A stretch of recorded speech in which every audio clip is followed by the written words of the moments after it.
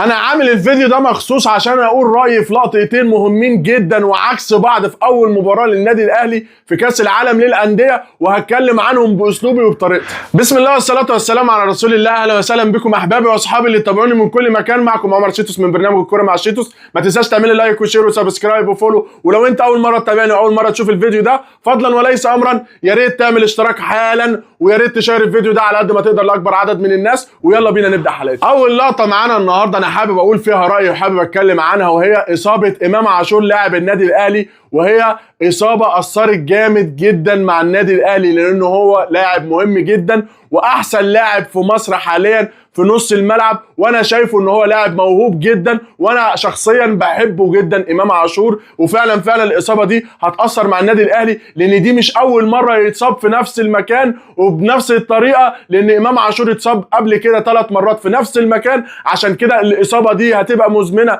مع امام عاشور، وانا مش حابب ان انا اشمت في امام عاشور ولا عاوز الزملكاويه يشمتوا في امام عاشور، لان امام عاشور لاعب كبير ولاعب مهم جدا، وانا حابب ان كل الناس تدعي له ان هو ربنا يسهل له حاله ويرجع تاني للملاعب ويرجع احسن من الاول، عشان فعلا امام عاشور مهم جدا بالنسبه لمنتخب مصر لانه لاعب موهوب جدا.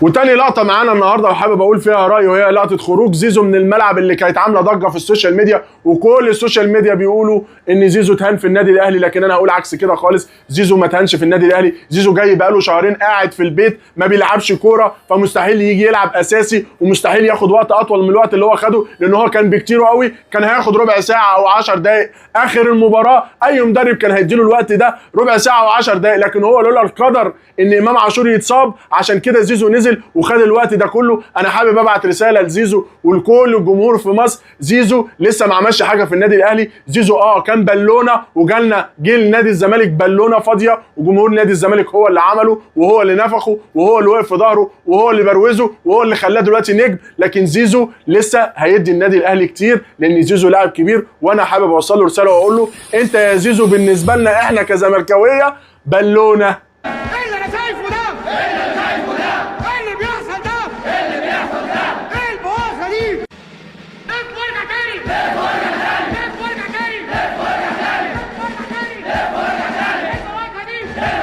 وهو ده كان موضوع حلقتي النهارده. يا ريت لو انت اول مره تتابعني ما تنساش تعمل لي لايك وشير وسبسكرايب وفولو، وحابب ان انتوا تشيروا الفيديو ده على قد ما تقدروا لكل الناس، وحابب اشوفكم في حلقه جديده، والسلام عليكم ورحمه الله وبركاته.